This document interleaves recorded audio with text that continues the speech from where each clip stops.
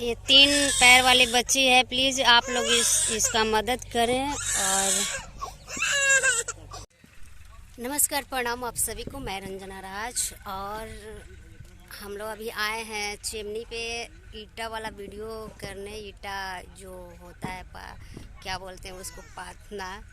तो चलिए एक और चीज़ हम आप लोगों को दिखाते हैं। एक बच्ची क्या 3 पैर है क्या? हाँ। देखें, ये देखिए, थोड़ा सा दिखाइएगा पैरवा।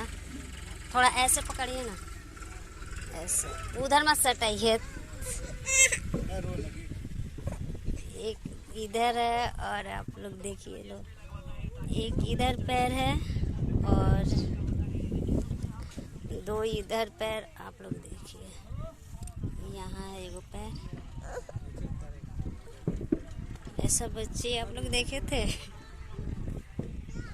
पैरवा ऊपरे रहेगा ना, पैरवा उनका ऊपरे रहेगा। थोड़ा नीचे रख के दिखाइए ना।